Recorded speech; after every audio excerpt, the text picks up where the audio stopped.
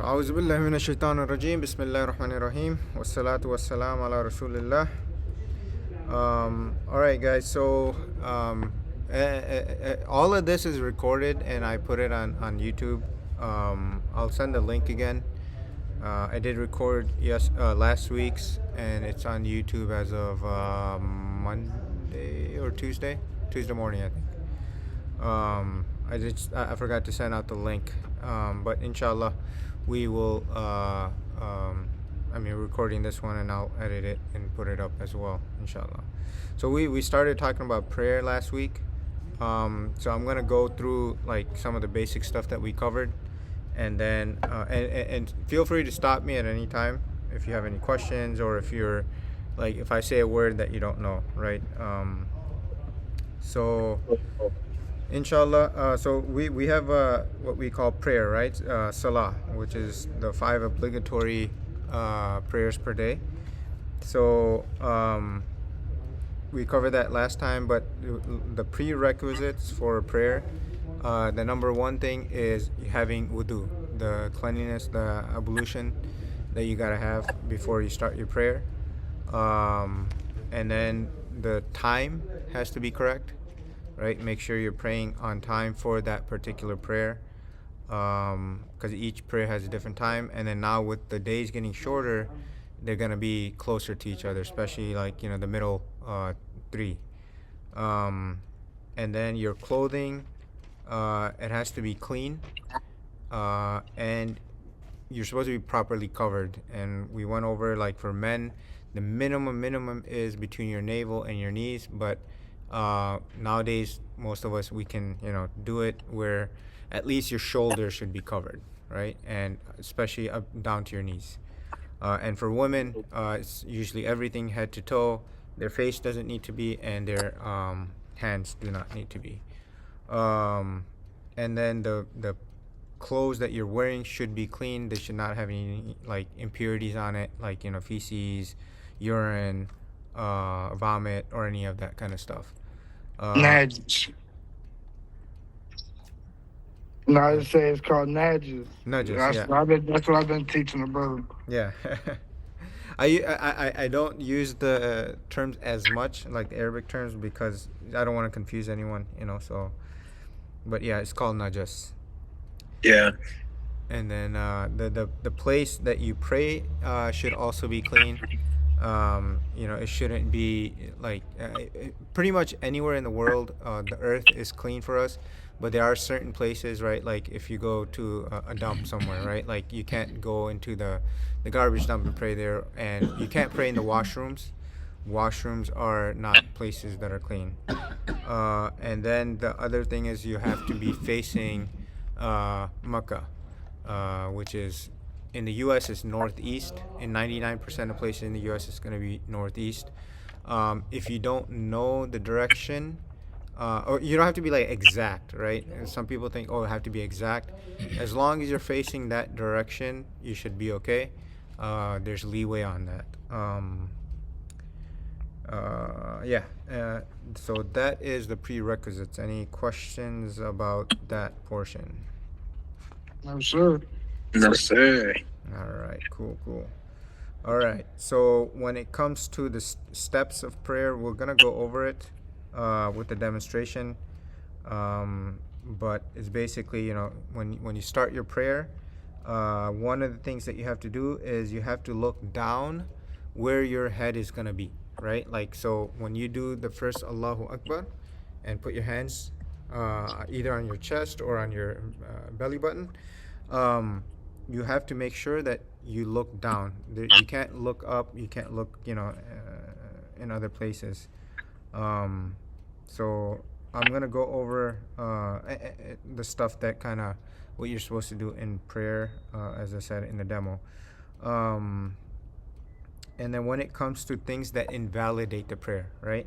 So when you start your prayer, as I said, you're supposed to concentrate. You're supposed to look down. But if you're looking around everywhere, that's one of the things that will invalidate. Actually, that does not really invalidate your prayer, but you're not supposed to do that, right? Of course, eating or drinking anything invalidates your prayer. Talking to somebody is going to invalidate your prayer.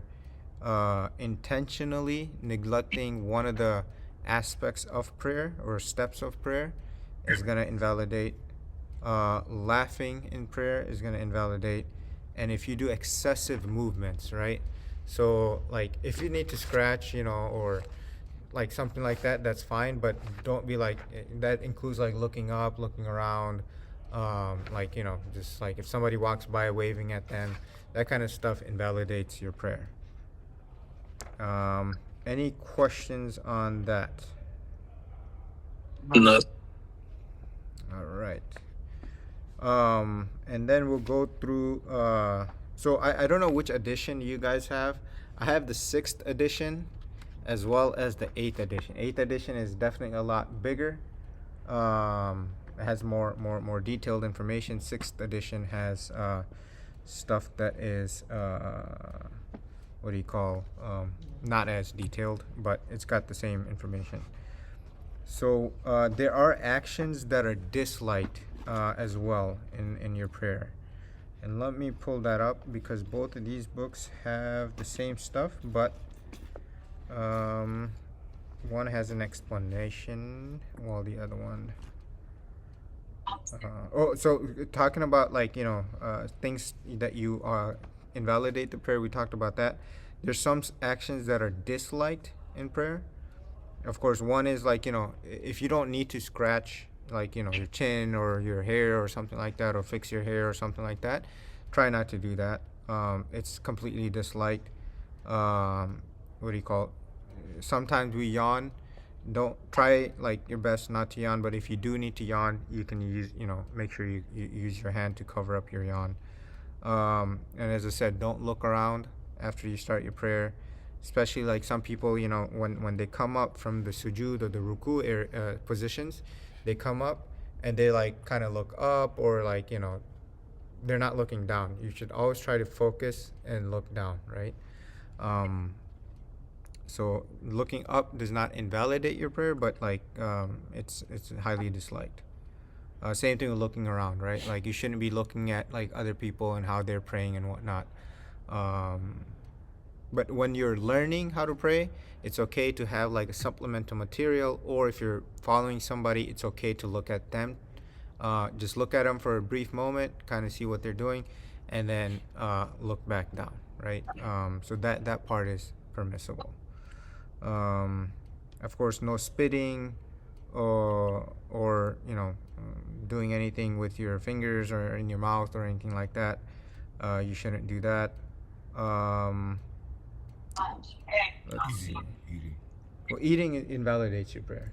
So yeah, I talked about that part. Eating and drinking invalidates. I'm talking about stuff that's like highly disliked in prayer. And then like excessive. Try not to move too much and stuff too. So, and then in one of the positions, I'll show you like in the positions when you're in sujood, when you're like bowing down.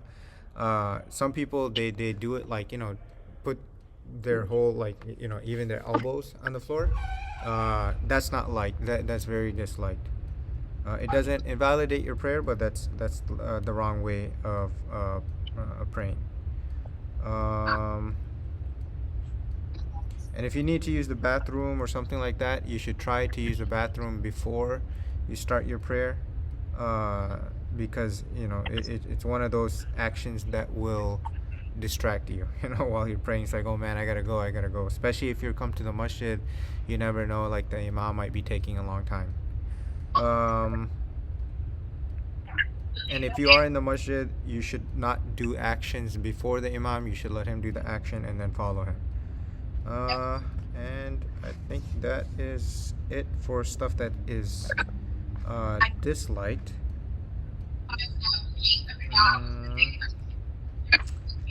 Things that are permitted in prayer. As I said, small movements, it's okay, right? Like if you need to yawn, cover your mouth. If you need to clear your throat, that's perfectly fine, okay? And then like when you come up from sujood, sometimes like the line is not straight, it's okay to look down on your feet to make sure you're kind of uh, in line with the person next to you on both sides. Don't turn around and look, just like look at your feet and just make sure that both people next to you are like kind of in line by your feet. And you can kind of feel it too. You know, we have peripheral vision, so we can see, you know, as well. But and then of course other stuff that's permitted if you're in the mosque, you know, a surah, and the imam makes a mistake, you are allowed to correct that mistake. Um, and then yeah, and that is about it when it comes to that stuff. Any questions? I know I'm going through it really fast. I apologize, but it's a lot to No, throw at you guys. So let me know if you want me to slow down. I'll slow down as well. no, you had a good speed because All right. brother been teaching me this like the past couple of days. All This right. is exactly what we've been going over. So Awesome. Awesome. Awesome. Good. Alhamdulillah, man. All right. So now we'll go to what is in each prayer, right? The five daily prayers. So we have different units in each prayer, right? So in the Fajr prayer, you have 2 units. So basically, you go through the actions twice. In the Dohar, which is the midday prayer, and the Asr, which is like kind of mid-afternoon prayer, those have 4 units. Sunset prayer, which is Maghrib, has 3, and Isha has 4.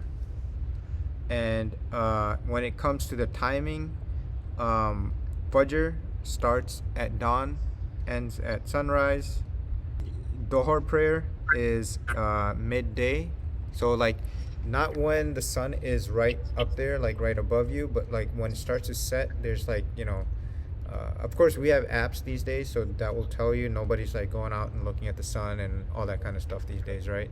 So you'll see it in your app. What time it's all the prayers start, but it's basically midday and it goes up to mid-afternoon, which is Asr prayer.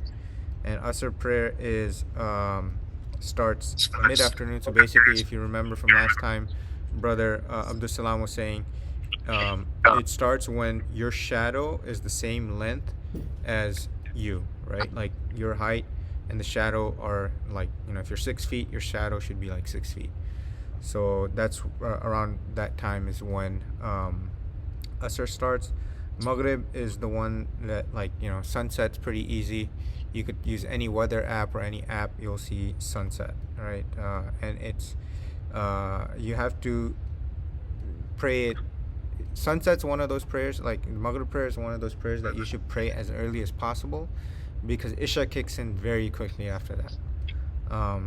So Isha kicks in like after twilight. I don't know how that would be described, but like it's like when darkness like kind of falls, like you can tell it's like dark outside, right? I think that's how you would describe it, maybe. And it's a lot of scholars say it is, you can pray up to midnight. That is the recommended time, but uh, if Isha, yeah, Isha, up to midnight. But if needed for some reason, you're traveling and you can't, you can pray after that, but it's better to pray before midnight. You can still Yeah. make it. Yeah, Brother Samor was telling me. So just to clarify, for Isha prayer, you can pray, you know, like late. It's not that, you know, it's that midpoint, but it's like, you know, you can pray even if it's 2 a.m., 3 a.m. As long as you do it before dawn, I think you'll be fine, right? Uh, as I said, it's not recommended. It's better to pray, and all of these prayers, it's better to pray as early as you can. Don't try to delay it, because especially nowadays the days are so short. Yeah, so that covers the prayers itself. Any questions on that? Oh, sir. All right, awesome. Right. Friday prayer is one of those prayers that is very obligatory on every single person, adult male. So anybody who's past puberty, they need to come and pray at the masjid, um, but in congregation. So if there's like 3 or 4 people, you need a minimum of three. If you have 3 or 4 people in your work who are Muslim, you guys can do your own khutbah, which is the sermon, and like one person does the sermon, and then that person leads the prayer. And the sermon doesn't have to be that long, right? Like it just needs to be, you need to recite a verse, say a few things, say something good that people like, even if it's just one verse, remind people to, believe in Allah, the last day, the prophet, and you can, that covers the basis for Friday prayer, and then you can do your prayer, right? Yes. So Brother Samor is going to quote the hadith. Assalamu alaikum. Just say a couple of hadith by our Prophet Sallallahu Alaihi Wasallam, how important the Friday prayer is. And one of the hadith that I'll read is this, narrated by Abu Huraira radiallahu anhu. Allah Messenger said, "He who takes a shower, then comes to Al-Jum'ah, the Friday prayer, and then prays what was fixed for him, then keeps silent till the Imam finishes the khutbah, the sermon, and then prays along with him, his sins committed between that time and for the next Friday will be forgiven, and with an addition of 3 days more." One last hadith, not the last, but on the Friday prayer, the importance. Narrated Abdullah ibn Umar radiallahu anhu, he heard Allah's messenger say on the planks of his pulpit, the Prophet Sallallahu Alaihi Wasallam said, "People must cease to neglect the Friday prayer, or else Allah will seal their hearts, and then they will be among the unworried." This is Muslim song, Hadith Bukhari Muslim. So that tells you, like, another thing in the first hadith that he quoted for Friday prayer, you should clean yourself. Like, back in the days, they didn't have free flowing water like we do, right? So Muslims are commanded to fast. I'm not fast, to take a shower at least every Friday, right? So, but it says, clean yourself, so shower on Friday, and then come to the prayer, and you should be silent until the Imam finishes his sermon. So there's certain things that we should do. We should pay attention. Like the sermon should be treated as if it's the prayer itself, right? When the adhan happens and the Imam starts giving a sermon, then don't pretend like it's prayer. A lot of some scholars, not a lot, some scholars, they say that you can't even say, if somebody says salam to you, don't reply back, right? Just focus on, you can do a hand gesture, but don't reply back, right? That's how important the Friday prayer, especially the sermon, is. And as I was mentioning, so there's another hadith that says the Friday prayer in congregation is an obligatory duty upon every Muslim, with the exception of 4: a slave, a woman, a boy, and a sick person. So if you're sick, right, you don't have to come, right? You don't want to come around and make everybody else sick, right? Or if you have an injury or something like that, it's considered somebody who's sick. So if you don't need to, stay home, get better, and that doesn't mean skip the Jummah prayer. That means the Jummah prayer is basically at this time where it's Dhuhr prayer on Fridays. So if you can't make the Jummah prayer, do the Dhuhr prayer. So Just to add, there's a surah in the Quran. It's titled Surah Jum'ah. So it'll show you how Allah is speaking the importance you to read that surah. It's a command to attend the prayer, especially for the men, but it doesn't mean that women cannot. yeah, Inshallah. You read surah. What number is surah? I'm not sure. Yeah, But the Surah Jummah is Friday. yeah. All right, so that is about Jummah, and then before we get into the sunnah, which is the extra prayers, right? That we do. Um, Prayer is so important that even if you are sick, right, you have to do your prayers. You even if you so there's some exceptions where if most of us we're young, even if you're not young, it's better to pray like it's recommended to pray, right? Like on the floor and do the prostration and the ruku and everything. But there's some people, if you're injured, if you're old or whatever, for any reason, you could sit and pray. It's better to sit on the floor and pray, even if you're sitting what do you call cross-legged. But it's recommended, highly recommended, to sit on the floor. Now if you can't do that, it's okay to sit on the chair and pray. And then another thing is, even if you can't sit, right, for some reason you can't move and you're bedridden, you can pray on the bed with just movements of your hands. And to go even further, if you can't do that, pray with your eyes, right? Some people, they might be paralyzed, but they're conscious, they're awake, they can pray with their eyes. It's the intention and how you do it. But prayer, that tells you the importance of prayer. Prayer is basically the second pillar of Islam, and as brother Mubarak said last week, is basically something that defines a Muslim and a non-Muslim is prayer. And if you don't pray, it basically takes you outside the fold of Islam, right? Allah, sorry about that, guys. It's just my my That's true. MacBook That's true. a lot of this weird stuff, so I apologize for that. Yeah, so that's the importance of prayer itself, right? Anything else Yeah, you would like to add? just to add on the importance of prayer, it's said by our Prophet Sallallahu Alaihi Wasallam that when one takes their shahada, then teach them about prayer. Then teach them about prayer. So you see the importance of it. Sallallahu Alaihi Wasallam. Sallallahu Alaihi Wasallam.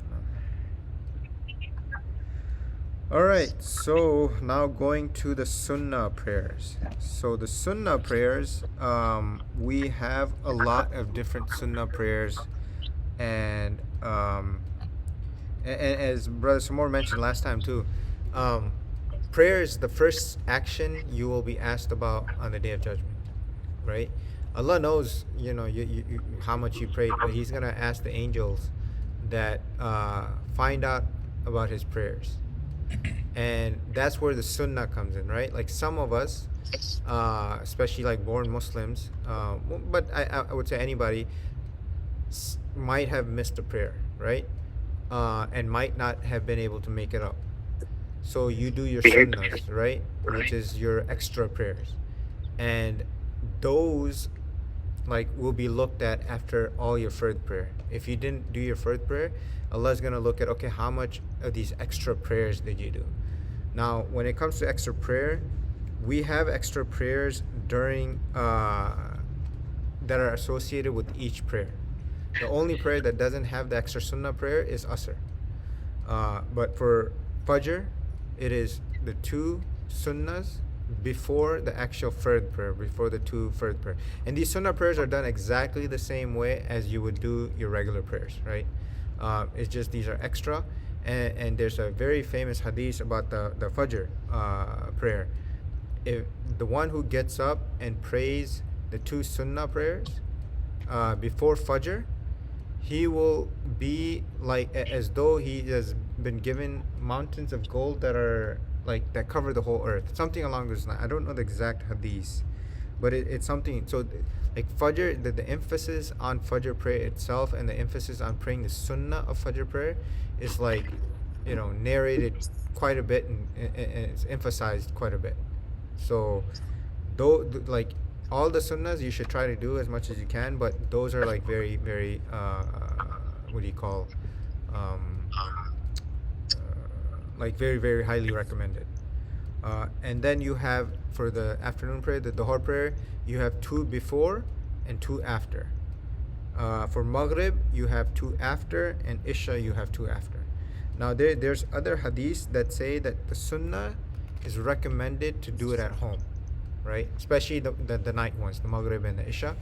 But some of us, we go home, we get lazy. So it's better to just do it at the mosque before, like, you have your wudu, you're here, you're at the mosque, it's going to take you another like 5 minutes, do it and then go. Or if you're at home, right after you do the Isha prayer or the Maghrib prayer, do your sunnah, so that way, like, it's out of the, I wouldn't say out of the way, but it's like you did it, right? And you know that you're getting the reward for it, right? So those are the ones that are attached to the prayer itself. Yeah, go ahead. Yeah, and what the brother Taha emphasized, the Asr prayer, there is no Sunnah prayer after the Asr prayer. It's before you make your Sunnahs on the Asr prayer. On the Asr prayer. Yeah. I mean, so the Sunnah prayer before the Asr is, yeah, I mean, it's before Asr. So, and if you pray the Asr, the first prayer, you shouldn't pray anything else after that until Maghrib time. So when Maghrib prayer comes, then you pray. You should not, like, once you do your Asr prayer between Asr and Maghrib, there should be no extra prayers. And not to throw too much on us. The brother Taha was telling you that it was right to. It's important to make your sunnah prayers, but there's a hadith by the Prophet ﷺ, that says, "Don't make your home a graveyard, like for your sunnahs." But as the brother Taha was saying that, okay, you'll say, I'm not saying that you or anybody else will say, okay, I'll do it at home. But while you get there, you might forget, something get in your way, you get distracted. So it's important to get in your sunnahs when you can, inshallah. And like I said, in the masjid or whatever. Because I know sometimes I said that I don't want to make my home a graveyard, and I get home and I'm asleep, or something like that. So it's important to get the sunnahs, inshallah. And talking about praying the sunnah at home, there's a hadith here. It's narrated by Zayd ibn Thabit radiallahu anhu, that the Prophet ﷺ said, "O people, perform your prayers at your homes, for the best prayer of a person is what is performed at his home, except the compulsory, the congregational prayers." And that's in Sahih Bukhari. So, that tells you the importance of praying the sunnah. That's in my, that's important to pray. Don't make your home a graveyard. So try to pray as much as you can in the house. The sunnah ones. I got a question. You don't want to get into the women. We can get it 1 second. Go ahead. I remember yesterday, like, it was like I think it was today, like, one of my brothers, he was like real like upset about like that he missed a prayer. Like, and I see like you can combine prayers, like certain ones. Yeah, so for the combining of prayers, it's usually when you're traveling or if you are in a place where you have no option but to combine, right?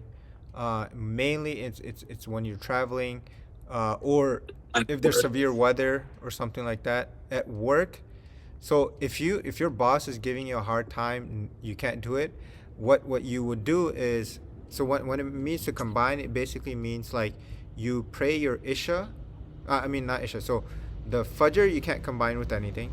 The Dhuhr and Asr you can combine, but what that means is pray the Dhuhr prayer as late as possible, and then right when Asr kicks in, you pray Asr, right? And then same thing for Maghrib and Isha is what you can combine, and that's the same thing. Pray Maghrib as late as possible, and then pray Isha right after. Now this is if you're in a situation where you're not traveling. When you're traveling, or in battle or something like that, you can combine it, like you can pray anytime between Dhuhr and Asr, you can pray, Dhuhr and Asr.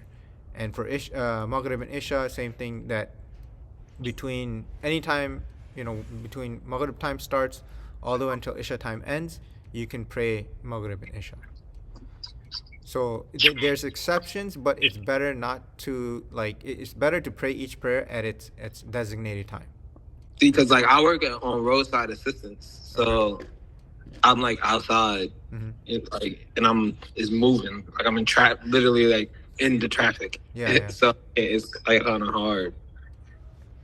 Um, I mean, See, I think what he's talking about missing the prayer, yeah, not traveling. I think. yeah. Can I Oh, yeah, say? go ahead, go ahead. Yeah, brother. Are you speaking of like, let's say, missing your prayer? Let's say like you have the afternoon prayer, and you miss making the afternoon, and then the mid-afternoon prayer came. Are you speaking like that? I mean, like I'm gonna tell you the whole scenario. All right, I work 6 to 6. Mm-hmm. All right, all right. So certain times I would be able to, like at work, I would be able to get them to let me get like an hour to myself. You know what I'm saying? Mm-hmm. Mm-hmm. And that's why I asked for the combining, because at certain times I would be able to, in that hour's time, I can get 2 prayers done. You know what I'm saying? Yeah. Versus trying to wait to do another one a little later. You know what I'm saying? Yeah, I know what you're saying. I don't want to give you the wrong answer. Let me find out from a scholar, and then I'll give you that answer, right? But is it possible, since you're doing roadside assistance, like say you're on the way, like you're on the road, if you pull into the side, like the shoulder, right, and kind of like pray like behind your car. I know you don't want like to pray in the road, where everyone can see you, because that can become dangerous, especially down here in the south, right? Like if that's possible for you, I would recommend that, because prayer shouldn't take you more than like 3 to 5 minutes, right? So, but let me find out from a scholar, and I'm actually gonna write that down so I don't forget. And brother, I'm not a scholar at all, but the situation is on a job situation, because this is a common situation with a lot of us. Always, if you can, because we must get our 5 prayers in. If you get a break somewhere along the line, you know what I'm saying? Somewhere a break in terms of making your prayers on time. You, again, if you can, and then as the brother mentioned earlier, say you can't make prostration, you can situation where you can sit. You can lay down, but you're not gonna lay down. It's your job on the road, Or you try your best with your nia to go through situations like that. But I think you're asking about combining. The only thing I would say in that, this is just my opinion, that not to get in the habit. I'll give you a quick example. I know people who might can do their Fajr prayer, but depending on the job they had, they can't get in Zuhr, they can't get in Asr, they can't get in Maghrib. And people say, I can buy it and make all my prayers at night when I get home. Brother, that is a tedious situation which you cannot accomplish. Yeah. And everything. So try your best to all of us. When I say try, I'm not speaking to you, I'm speaking to all of us, to make some sort of Allah makes it easy. Yeah. And a lot of things on these jobs, well, I don't want to get too deep, but they're not discriminating against you. And if you let your supervisor or somebody know, and everybody's supposed to get a break, somewhere, inshallah. So that's it would be basically up to you to make those arrangements, inshallah. Try your best to pray, on time. And one thing is, you know about dua, right? Like dua is supplication, right? So I heard this really recently, where one of the scholars, he was saying that he has never he has not missed his prayer for in 40 years.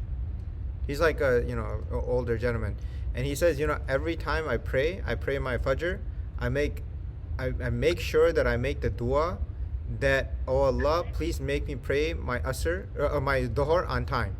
And after the dhuhr prayer, he makes the supplication, the dua, oh Allah, please make me pray my asr on time. So he makes that supplication, and over time, Allah's listening to your dua, right? He'll make your situation easy, where it's just going to be like, oh, I can pull over here, or he'll give you that confidence, like you can pull over here and pray. And not to go too much to the extreme, but prayer is important. You have rights as Muslims. If there's an interference, you be kind, you deal with it.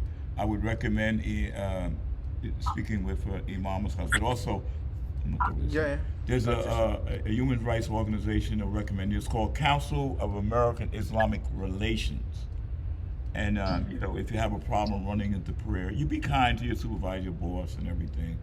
You know, but you can see what your rights are in terms of prayer and everything. And a lot of people are very understanding. They Yeah. would be like, oh, okay, if you need 5 minutes, that's fine, Yeah. because they get 5 minute, bathroom breaks and 5 minute smoke breaks and whatever you want to call it, right? Like they give those. So if you talk to them like, hey, look, I just need like 5 minutes, to make my prayers, they'll be okay with it, right? They should be okay with it. And if they just ask you whatever, one of the best things is, one of the brothers told me is like, you tell them like, hey, look, God gave me everything. I got to go thank him, you know?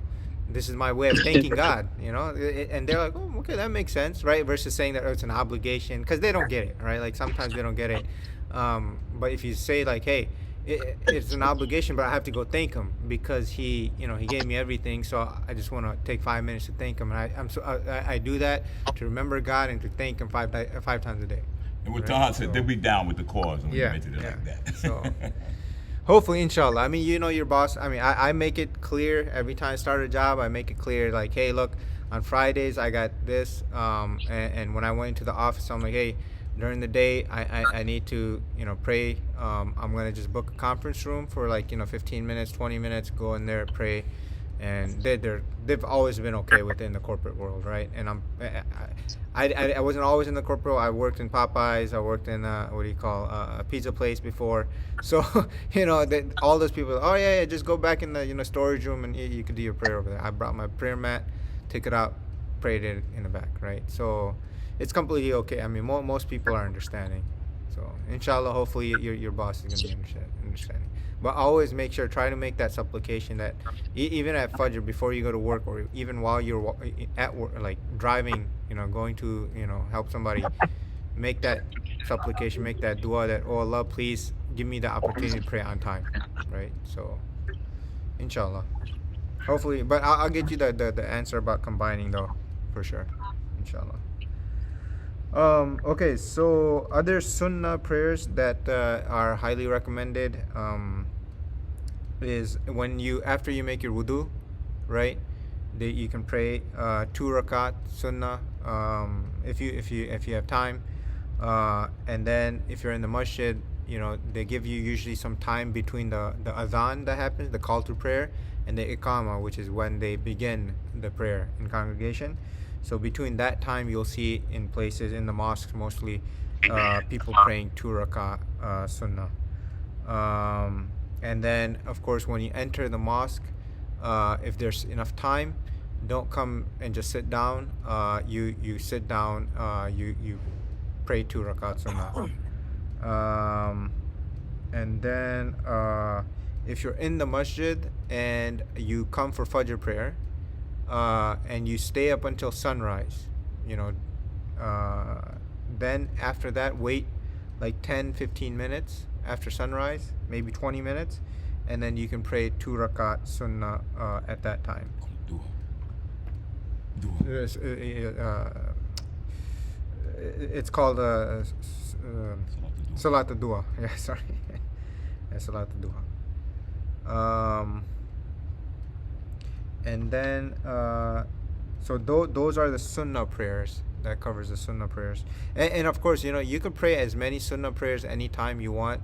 Like, it's not going to hurt anybody. It's just going to make you get closer to Allah, right? Any questions or comments about that? So we move on to the next section. No, sir. All right, cool. All right, so after Sunnah, we have some special prayers, right? One is the Salatul Janaza, which is the funeral prayer. And these special prayers, they're all prayed in a different manner, right? So Salatul Janaza is prayed standing up. The body's in the front, and we do not bow to the body. We only bow to Allah, right?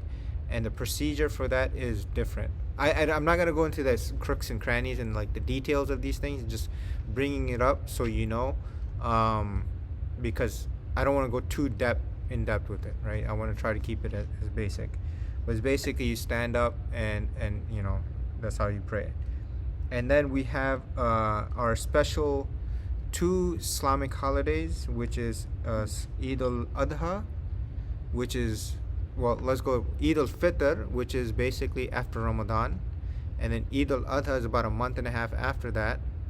Oh, sorry, 2.5 months after that. And that is during the time of, like, if you don't go to Hajj, your community prays Eid al-Adha. And those are done in a special manner, which is like there's extra, it's 2 units for Eid prayer, but like they do extra like Allahu Akbars all the time on it. So there's like 8 at the beginning and then 6 at the very end, before you prostrate for the last prayer, last sujood. And then And we it's have, also the day that we fast, correct? no, on Eid you are not allowed to fast. No, not the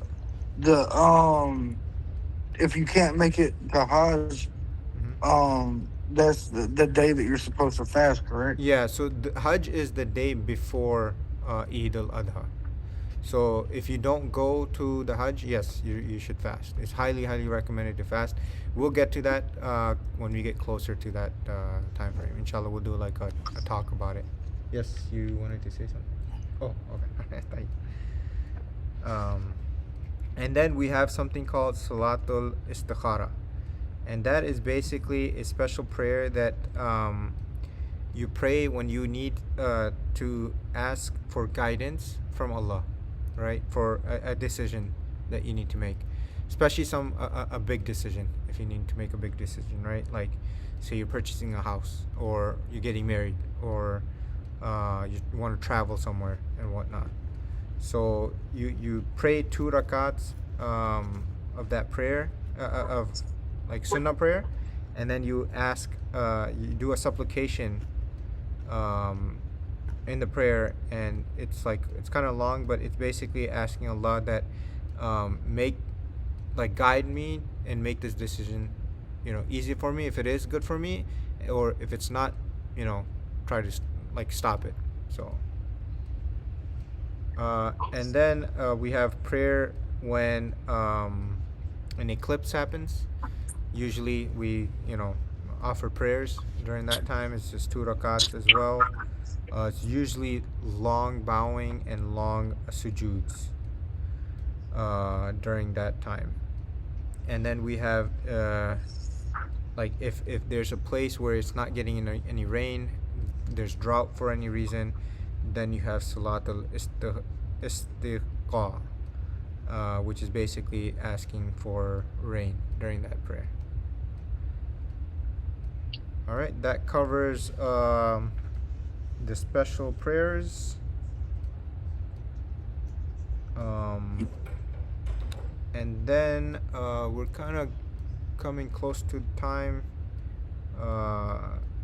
I'm just gonna say 2 more things, and then we're gonna end it and do a presentation. So the last thing is called khushu, which is humility. So whenever you pray, you should kind of focus on your prayer and pray as though Allah is watching you, right? Or you're seeing Allah. Like, you're basically, when prayer is a conversation between you and Allah.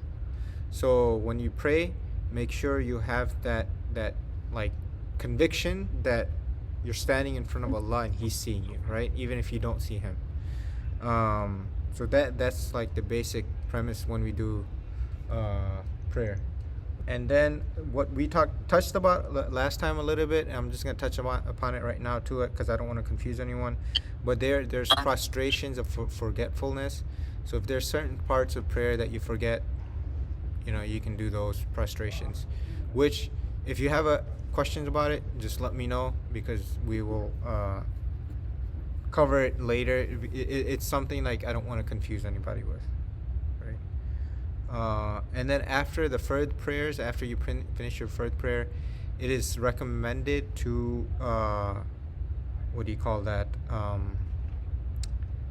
make supplications after prayer. There's certain things that you do after prayer that that you can recite. Everything is in this book, so I highly recommend this book for all of you guys. Um, like he does a like Imam Adli. He does a very good job when it comes to, you know, everything like for the prayer, but everything else he has the Arabic, he has the translation and the transliteration. So if you can't read the Arabic, transliteration is right there, right? Don't get in the habit of memorizing transliteration because it's kind of hard. Try to go on YouTube and listen while following along with the transliteration, right? Because otherwise, you're gonna memorize something that is not pronounced correctly, right? We all have access to YouTube, hopefully. So, like, pick a surah and go through that. And as I mentioned before, the app Namaz app, Namaz, that will literally walk you through, you know, the steps of prayer. Um, but yeah, I mean, all the other extra stuff that I kind of glanced upon, right? That's all in this book as well. Yeah, I use Muslim Pro to listen to make sure my tajweed is correct. Muslim Pro. Yeah. Okay.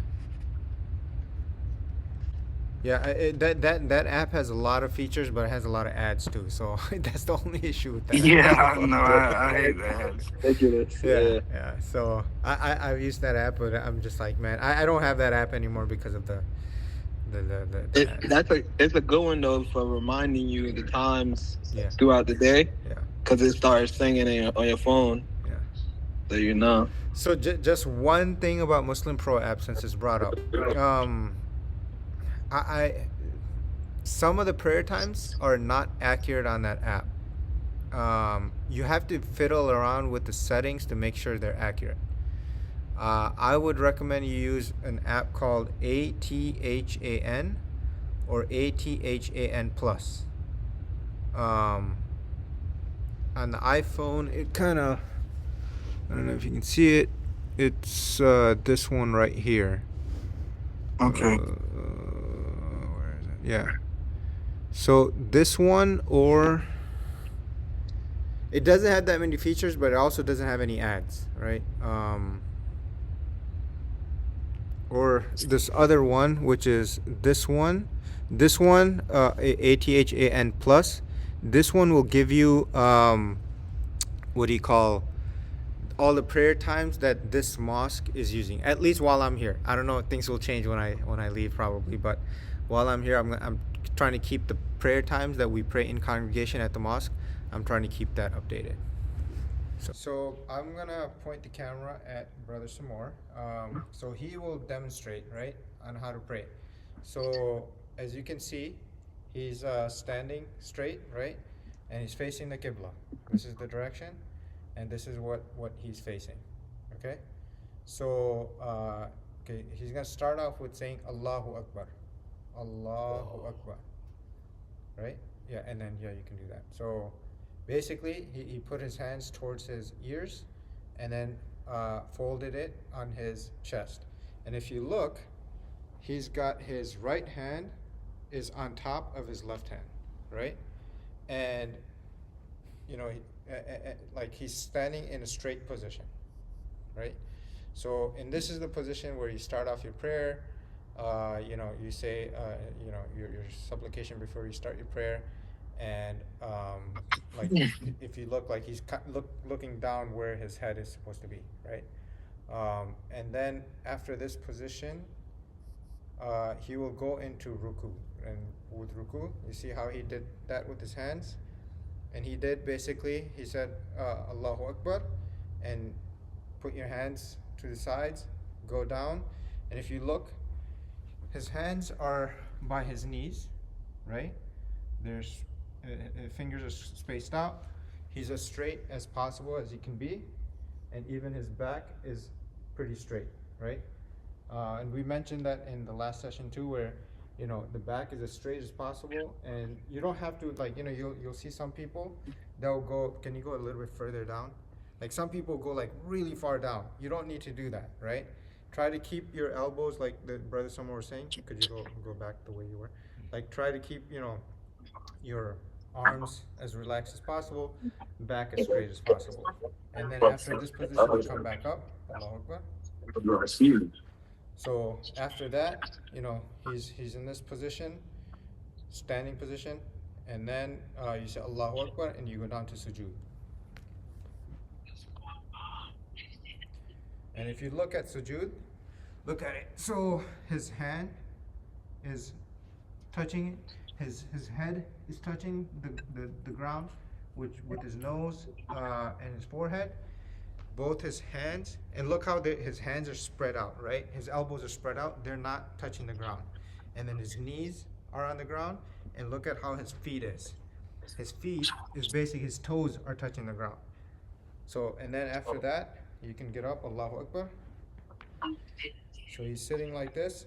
And try to sit as low as you can. And keeping this feet as straight as you can. And that one you usually sit on. Okay? And then Allahu Akbar. Same, again, that same position of sujood with the 7 points touching the ground. Elbows are not touching the ground. And, right now he's not next to anyone, so he's able to spread his elbows out. But if you are next to someone, tuck it in, but don't yeah, perfect, like that. Don't, still make sure your elbows don't touch the ground. And then Allahu Akbar. And stand up position. And go ahead. Wrap your hands, yeah. So he wraps his hands like that. So that concludes one unit of prayer. Okay? You go through the same motions, and then after the last, if you want to go back down to sujood. So in the second prayer, second unit of prayer, after you're in sujood, if you want to get up, Allahu Akbar, pretend like you're sitting. So you'll be in the sitting position after that, and you'll recite the tashahhud. Sorry, I'm saying it wrong, but tashahhud.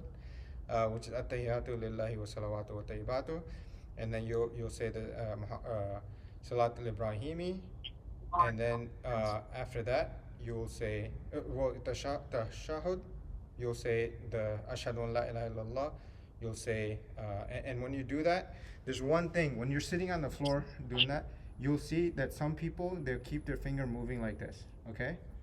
And then some people, when you say the shahada, Ashhadu an la ilaha, you'll see them putting their finger up. And then after that, when you're done with everything there, then you say Assalamu alaikum wa rahmatullah towards your right, and Assalamu alaikum wa rahmatullah towards your left.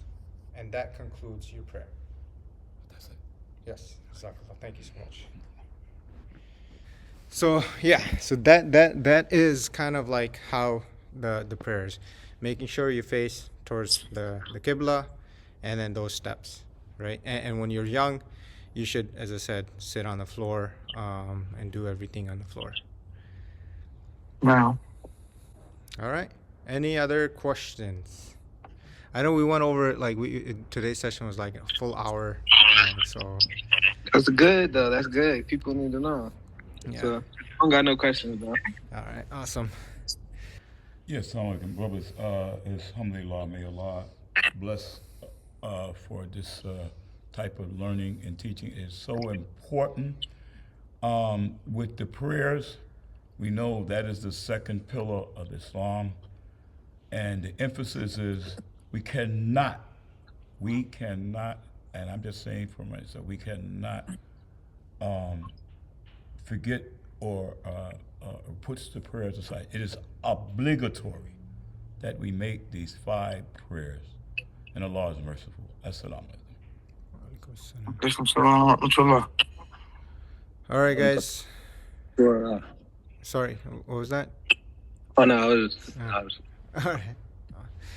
Okay, guys, that is all I had for today. And Now that he said that, Assalamu alaikum wa rahmatullah wa barakatuh. we'll see you guys, inshallah.